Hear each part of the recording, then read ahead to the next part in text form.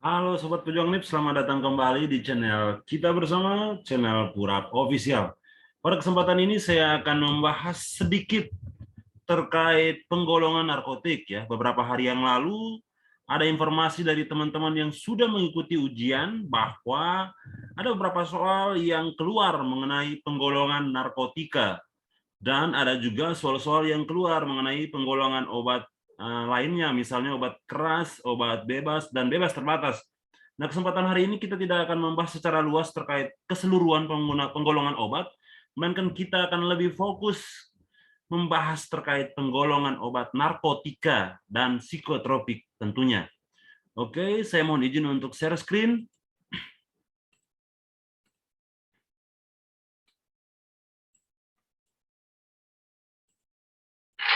Ya, baik.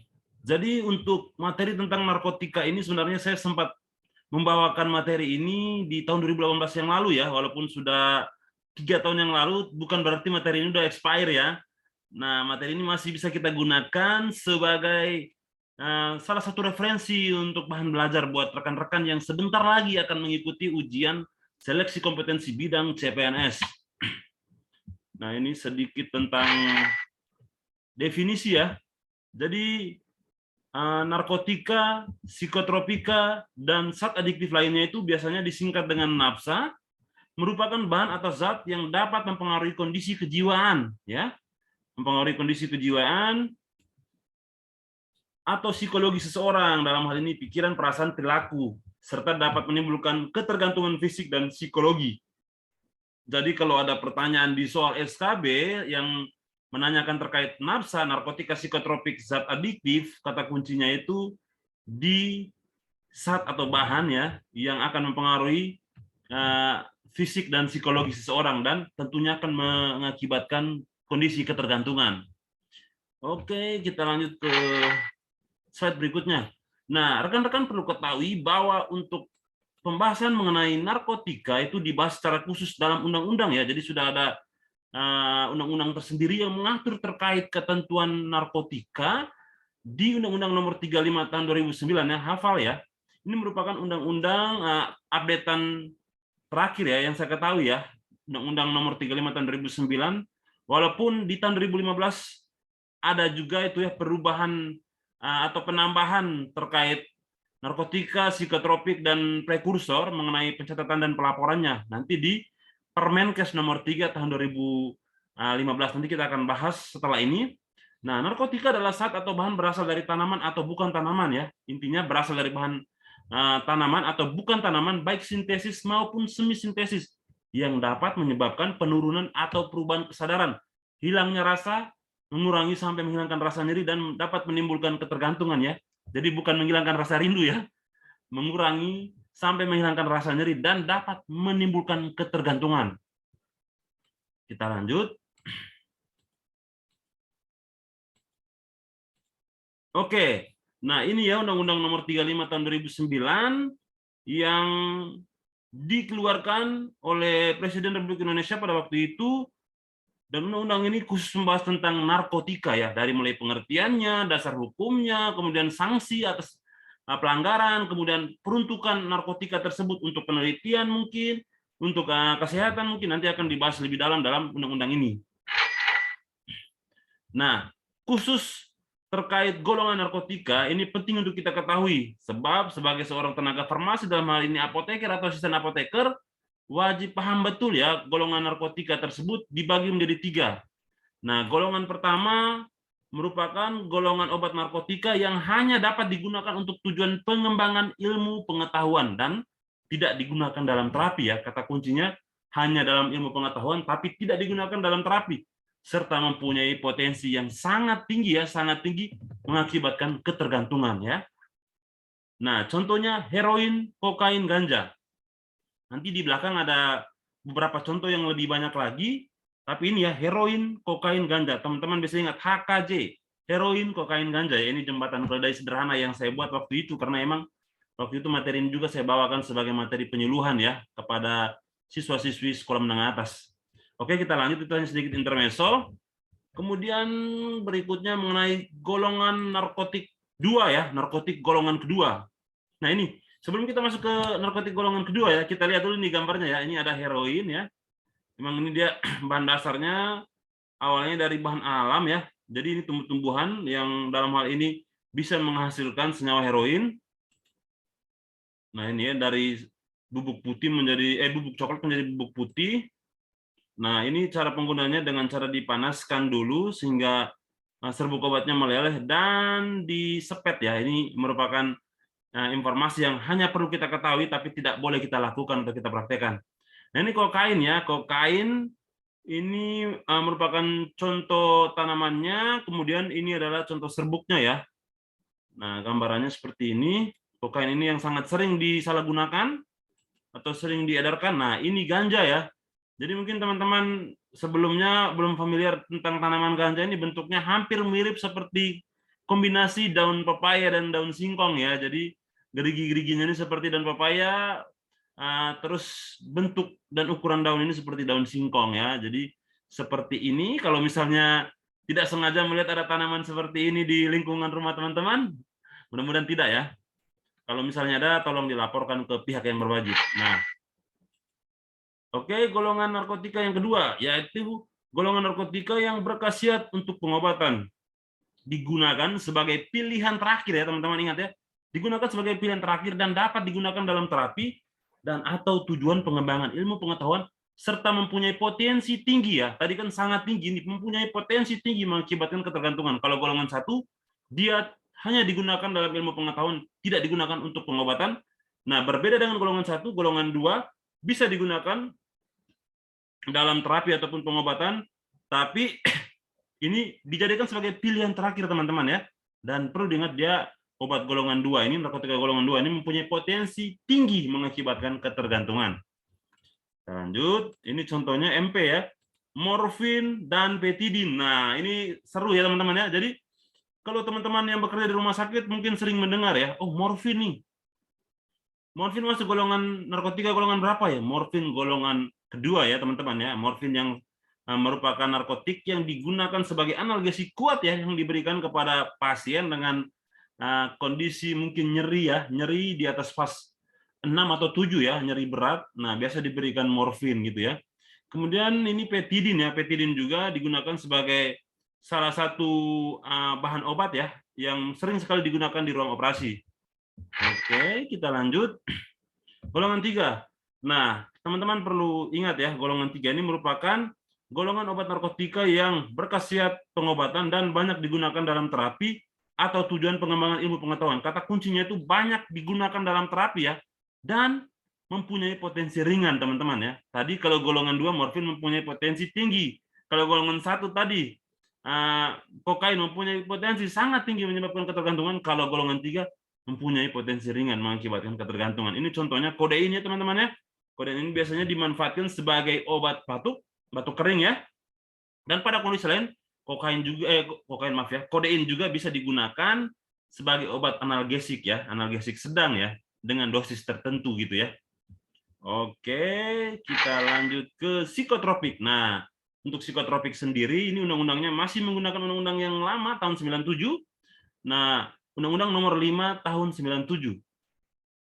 Psikotropik diartikan sebagai zat atau obat baik alami maupun sintesis ya, bukan narkotika kata kuncinya. Zat atau obat alami ataupun sintesis. Kalau yang narkotika kan tadi ada sintesis, semi-sintesis ya. Kalau ini zat atau obat baik alami maupun sintesis bukan narkotika yang berkhasiat psikoaktif melalui pengaruh selektif pada susunan saraf pusat. Teman-teman ingat ya, psikotropik mempunyai pengaruh selektif pada susunan saraf pusat dan punya khasiat psikoaktif. Itu kenapa obat ini dinamakan obat psikotropika yang menyebabkan perubahan khas pada aktivitas mental dan perilaku ya. Oke, kita lanjut. Nah, ini Undang-Undang Nomor 5 Tahun 97. Nanti rekan-rekan bisa men-searchingnya sendiri ya, mencari undang-undang ini di Google. Kalau misalnya susah bisa ketik di kolom komentar di YouTube ini, nanti saya akan berikan link file untuk undang-undang narkotika dan psikotropik ya. Oke, ini 4 golongan psikotropik. Golongan pertama ya, hanya dapat digunakan untuk tujuan ilmu pengetahuan dan tidak digunakan dalam terapi serta mempunyai potensi kuat ya. Kalau tadi narkotika pakai kata kunci potensi sangat tinggi, potensi tinggi dan potensi ringan. Kalau ini potensi kuat ya, mengakibatkan sindrom ketergantungan. Contohnya ekstasi ya. Jadi kalau ekstasi itu bukan narkotika, melainkan psikotropik ya. Biasanya dalam bentuk tablet yang menarik nih teman-teman ya. Jadi inilah salah satu cara pengedar psikotropik untuk mengemas demikian rupa ya, membuat formula dan tampilan tablet dengan bentuk yang menarik sehingga bisa mengelabui pihak berwajib ya teman-teman ya. Ini ada yang bentuk bintang dan lain-lain ya. Jadi memang teman-teman juga harus waspada ya ketika diberikan obat oleh orang yang tidak dikenal. Jangan langsung menerima dan mengkonsumsi obat tersebut. Harus ditanyakan dulu asal muasal dan identifikasi dulu obat tersebut adalah obat apa ya. Jangan sampai ini obat ekstasi ya. Hati-hati. Oke. Golongan 2 adalah psikotropika yang berkhasiat pengobatan dan dapat digunakan dalam terapi untuk tujuan ilmu pengetahuan serta mempunyai potensi kuat mengakibatkan sindrom ketergantungan. Nah, kita lihat bedanya dengan yang pertama. Ini kan tidak digunakan ya teman-teman ya, golongan 1 ya. Golongan 2 psikotropik itu bisa digunakan dalam terapi ya, dan mempunyai potensinya sama ya, potensinya kuat. Contohnya amfetamin ya, seperti ini teman-teman ya, ada dalam bentuk granul atau serpihan, mirip seperti serpihan kaca ya teman-teman ya, ada yang dalam bentuk tablet seperti ini. Oke, kita lanjut ke psikotropik golongan 3, merupakan psikotropik yang berkhasiat pengobatan dan banyak digunakan ya teman-teman ya, kata kuncinya banyak digunakan dalam terapi untuk tujuan ilmu pengetahuan serta mempunyai potensi sedang mengakibatkan sindrom ketergantungan. Kalau tadi golongan 1 dan 2 itu potensinya kuat. Nah ya, ini saya balik lagi ke golongan 2 ya. Ini ya, potensinya kuat ya teman-teman ya. Kalau golongan 3 dia potensinya sedang ya. Contohnya adalah fenobarbital atau lominal. Ada yang tahu kegunaan dari obat ini?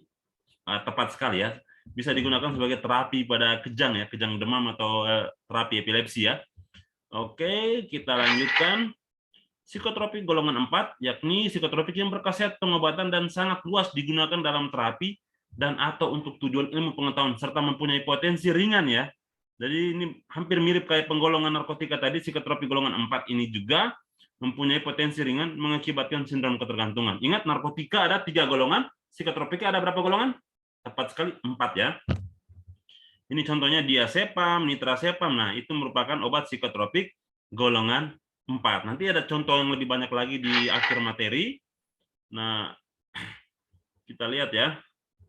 Nah, ini zat adiktif ya, adalah bahan yang dapat berpengaruh psikoaktif di luar narkotika dan psikotropik ya. Seperti minuman beralkohol, inhalasi ya, gas yang dihirup ya. Pernah dengar istilah ngelem ya? Sering tuh ada anak-anak muda yang mungkin ketergantungan suka ngelem ya. Jadi dia beli lem pop, kemudian dia hirup baunya gitu ya. Ada rasa yang bisa menimbulkan sensasi tenang, nyaman gitu ya. Tapi itu juga bisa mengakibatkan ketergantungan ya teman-teman ya. Nah itu tidak termasuk dalam golongan narkotika atau psikotropik, tapi masuk dalam golongan zat adiktif lainnya. Dan tembakau ya. Jadi rokok itu juga masuk dalam zat adiktif lainnya, karena dia mengandung zat-zat senyawa kimia ya, seperti nikotin, tar, dan lainnya. Oke. Nah ini gambarnya. Alkohol itu mengandung etanol atau etil alkohol, berpengaruh menekan susunan saraf pusat ya, dan lain-lain. Mungkin seperti itu ya teman-teman ya. Ini 3 golongan minuman beralkohol, ada golongan A, ada golongan B, golongan C ya teman-teman ya. Mungkin ini hanya sebagai tambahan saja. Kemarin di kisi-kisi tidak keluar, tapi untuk menambah pengetahuan teman-teman ya, golongan A itu kadar etanol 1-5%. Nah, golongan B itu kadar etanol 5-20%, golongan C itu kadar alkohol atau etanol 20-45% ya. Nah, ada yang suka minum bir? Bir itu masuk minuman beralkohol golongan A ya. Ada yang suka minum whisky, vodka, mention? Jangan ya. Kita sebagai orang kesehatan harus menjaga kesehatan, tapi bukan berarti kita tidak tahu ya. Kita harus tahu bahwa whisky, mention, vodka itu golongan narkotik, golongan minuman beralkohol golongan C dengan kadar etanol 20-45%. Oke, mungkin sekian dari saya terkait penjelasan mengenai golongan narkotik dan psikotropik ya. Mungkin saya ingin men-share sedikit mengenai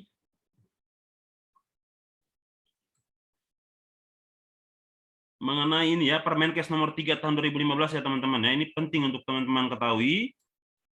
Ini dia Permenkesnya, belum tampil di layar ya. Saya mohon izin untuk share screen. Oke.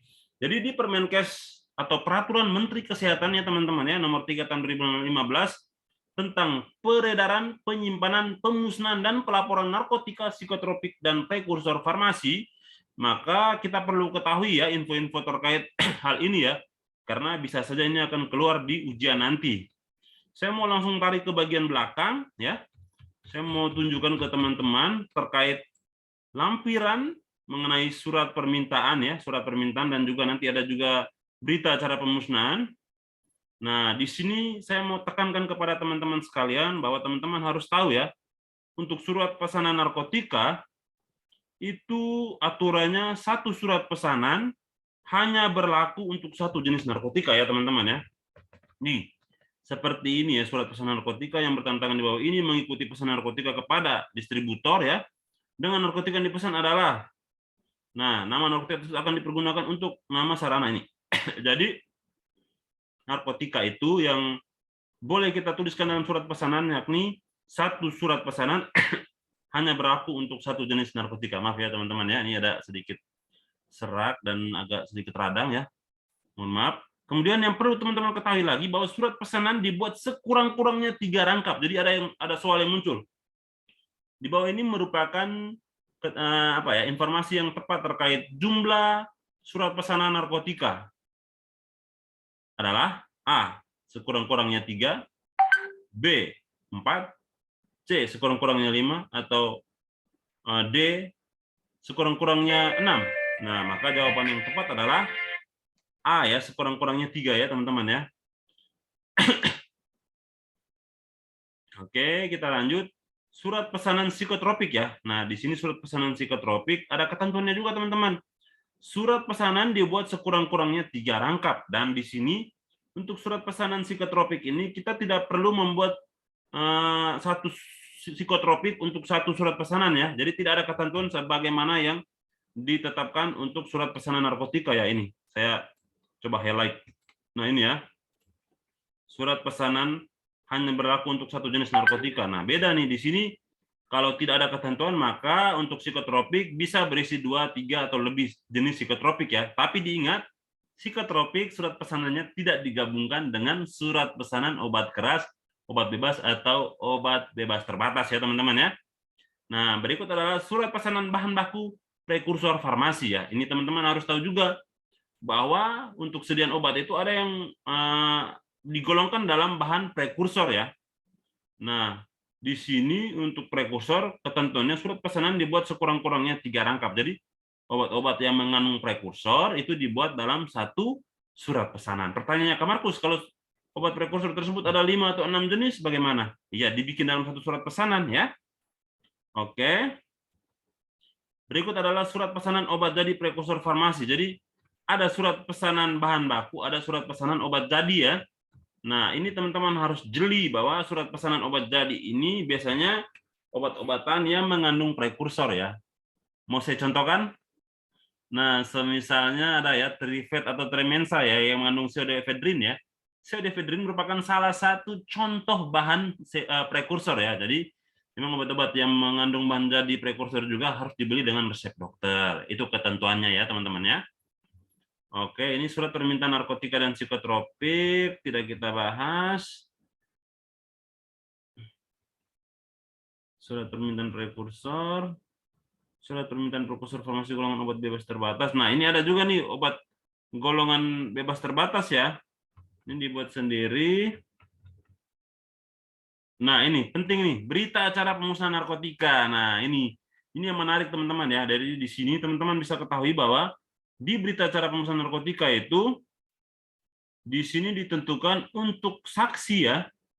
Nah, saksi di sini minimal 3 nih. Ada saksi dari Kemenkes, saksi dari BPOM, saksi dari sarana yang bersangkutan ya. Nah, ini sedikit narasi di awal. Pada hari ini, titik-titik, tanggal, titik, bulan, sekian-sekian, sesuai dengan peraturan Menteri Kesehatan Republik Indonesia nomor sekian-sekian, tentang peredaran, penyimpanan, pemusnahan narkotika, psikotropika, dan prekursor farmasi, kami yang bertanda tangan di bawah ini. Nah, pertama dulu nih, nama apotekernya dulu. Jadi, apoteker di sini bukan merupakan saksi ya, tapi yang melakukan pemusnahan. Jadi, apoteker penanggung jawab atau pemimpin itu dia pimpinan itu bukan saksi, tapi dia adalah pihak yang melakukan pemusnahan. Dan di sini disaksikan oleh minimal 3 ya, dari Kemenkes, Badan POM, dan dari sarana yang bersangkutan ya. Nah, di sini pemusnahan ini kami lakukan dengan cara berita acara ini dibuat 4 rangkap. Nah, ini penting nih teman-teman, ini keluar juga di soal kemarin ya. Berita acara untuk narkotik, untuk pemusnahan narkotik ya, kata kuncinya pemusnahan narkotik dibuat 4 rangkap, di mana yang pertama itu diberikan kepada Kementerian Kesehatan Republik Indonesia, Ditjen Bina Farmasi, yang kedua Badan POM RI, yang ketiga Dinas Kesehatan Provinsi, dan yang keempat Pertinggal. Nah, Kak Markus, kenapa sih seketat ini ya? Kita ketahui bahwa narkotika itu kan rawan untuk disalahgunakan ya teman-teman ya. Jadi emang dari pusat, dari hulu sampai hilir itu memang harus tahu ya terkait pelaporan dan pemusnahan dari narkotika. Nah di sini saksinya ya, di sini ada 3 ya teman-teman ya, kita lihat ya. Tanda tangan saksi ya 1, 2, 3. Nah terus ini lampiran berita acara pemusnahan. Nah di belakang akan ada lampiran berita acara. Nah, nomor urut, nama obatnya apa, satuan apa, misalnya tablet, ampul gitu ya, jumlah, harga, dan keterangan. Nah, obat yang dimusnahkan itu ada beberapa ketentuannya teman-teman ya, ada 3 yang saya ketahui, karena memang kemarin sempat bahas juga dengan ada salah satu siswa yang akan mengikuti seleksi SKB kemarin. Jadi syarat obat dimusnahkan itu yang pertama obat rusak, ya, kemudian obat tersebut expire atau ED, dan yang ketiga adalah obat yang sudah ditarik ya, sudah ditarik atau sudah berakhir izin edarnya gitu, ditarik. Apakah itu ditarik secara mandiri oleh produsen obat tersebut atau ditarik atas perintah dari BPOM ya. Itu teman-teman harus ketahui, dan ya udah sekian ya teman-teman ya untuk surat pesanan dan juga contoh berita acara. Kemudian saya pengen menunjukkan satu hal lagi. Ini narkotika psikotropik udah ada juga ya penjelasannya di sini teman-teman ya. Terus